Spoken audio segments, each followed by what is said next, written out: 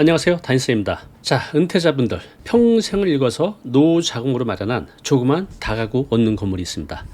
자, 그런데 이 건물이 정부의 새로운 정책 하나 때문에 내 건물이 경매에 넘어갈 수 있다면 어떨까요? 정말 황당하겠죠. 그런데 이 말이 과장이 아닙니다. 이게 어떤 상황인지 자세히 알려드리겠습니다. 당장 이번 달 28일 전세자금 대출 보증 기준이 바뀌었습니다. 이것 때문에 지금 난리가 났습니다. 정부는요, 전세 사기를 막겠다며 전세 대출 보증 기준을 대폭 강화했습니다. 그런데 이 칼날이 엉뚱하게 서민 주거의 핵심인 빌라, 또 다가구, 원룸 시장을 겨누고 있습니다. 이것 때문에 보증금 미반환 사태가 심각하게 우려되고 있습니다.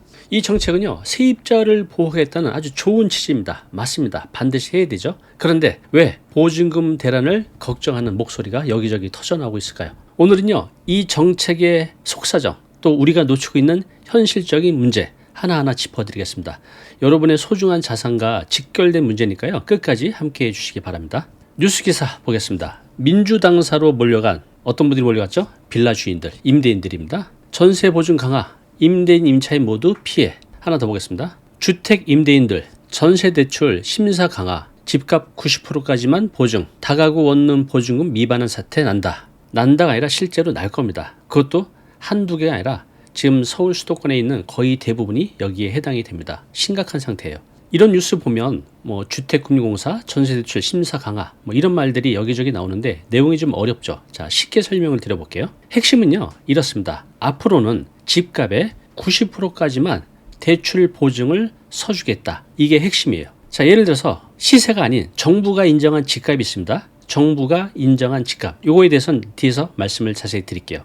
그게 만약 10억 원이라고 하면 이제부터는요, 그 집에 걸려있는 선순위 채권, 빚일 수도 있고 보증금일 수도 있겠죠. 그것이 9억 원을 초과하게 되면요, 그 다음 세입자는 대출을 받지 못합니다. 자, 여기까지만 들으면 맞아, 그렇게 해야 깡통 전세를 막지, 또 전세 사기도 막지, 네, 이렇게 생각할 수 있어요. 맞습니다. 전세 세입자를 보호하기 위해서 꼭 필요한 조치입니다. 그런데 왜 이것 때문에 선량한 다가구, 빌라, 원룸의 집주인들이 상상하지 못할 위기에 처한 걸까요? 그것은요, 바로 정부가 집값을 계산하는 방식 때문에 그렇습니다.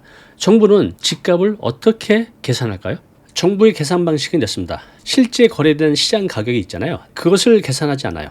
그것은 전혀 고려하지 않고 공시 가격의 140%를 그 집의 집값으로 계산합니다. 이해되셨죠?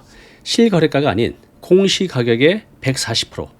이것이 정부가 기준으로 하는 집값입니다. 그런데 여기 아주 큰 함정이 있습니다. 아파트가 아닌 다세대 빌라, 다가구 원룸 이런 주택들은요, 아파트에 비교해서 공시가격이 실제보다 턱없이 낮습니다. 아파트의 공시가격은요, 한 70에서 80% 정도 돼요. 자, 이 말은 무슨 말이냐 하면 시세가 10억이면 공시가격은 한 7억, 많으면 한 8억 정도 된다는 거죠.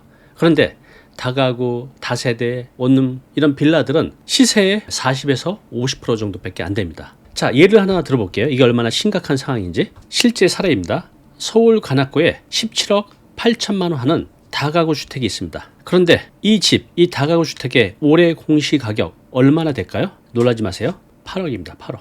자, 이 시세의 절반도 안 되죠. 자, 그러면 정부는 집값을 어떻게 계산한다 그랬죠? 공시 가격의 140%가 정부가 인정한 집값이에요. 자, 그럼 이렇게 해보겠습니다. 자, 8억에 140%를 곱하면 11억 3천만 원. 이 8억이 뭐였죠?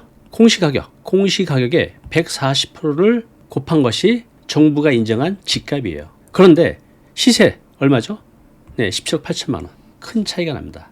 좀 더 집중해서 보세요. 여기서 문제가 생기는 겁니다. 이 집에 원룸이 여러 개라서 이미 세입자에게 받은 총 보증금, 월세 보증금, 전세 보증금 합쳐서 12억이라고 해볼게요. 그런데 새로운 기준에 따르면 보증금이 이미 정부가 인정한 집값 11억 3천만 원, 이걸 훌쩍 넘어버렸죠. 이렇게 되면 어떻게 될까요? 네, 이제부터는요, 이 집에 새로 들어오려는 세입자들은요, 단 한 푼도 전세 대출을 받을 수가 없습니다. 자, 이것이 얼마나 심각한 문제인지 좀 피부로 느껴지시나요? 제가 좀 더 이해하기 쉽게 설명을 드려볼게요. 자, 임대업, 그러니까 원룸이나 다가구나 다세대 이런 분들은 보증금을 어떻게 돌려줄 수 있냐면 새로운 세입자의 그 돈을 받아서 기존 세입자에게 돌려주는 구조죠. 몇억 원을 자신의 손에 쥐고 있는 임대인들 거의 없습니다. 대부분 세입자 돈을 받아서 기존 세입자에게 돌려주는 구조죠. 자, 그런데 문제가 여기서 생기는 겁니다. 새로운 세입자가 전세 대출을 못 받으면 어떻게 되죠? 네, 당연히 그 집에 들어올 수 없죠. 특히 현금을 몇 억씩 갖고 있는 전세 세입자 구하는 것은 하늘의 별따기만큼 어렵습니다. 결국 집주인은 새로운 세입자를 구하지 못합니다. 그럼 어떻게 될까요? 나가는 세입자에게 보증금을 돌려주지 못하죠.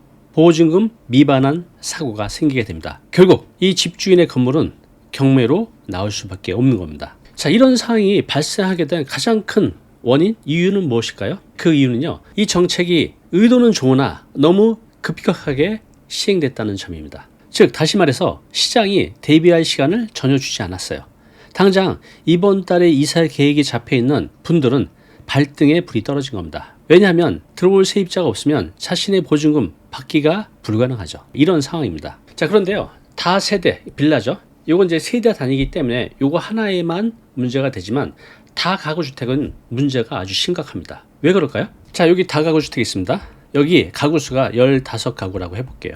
만약에 이 15가구 중에 요거 하나라도 문제가 생겼어요. 전세 보증금을 돌려주지 못합니다. 그래서 경매에 넘어가면 요거 하나면 경매에 넘어가는 게 아니라 이 건물 전체가 한꺼번에 넘어갑니다. 왜 그럴까요? 다가구 주택은요, 가구 수가 10가구든 15가구든 전체가 하나의 단독주택입니다. 그래서 한 가구에 문제가 생기면요, 건물 전체가 경매에 넘어갈 수 있습니다. 실제 사연을 하나 들려드리겠습니다. 제 주변에도요, 이것 때문에 밤잠을 자지 못하는 분들이 너무 많습니다. 자, 어떤 상황인지 한번 보시기 바랍니다. 자, 몇 년 전에 전세 사기 사태가 많았죠.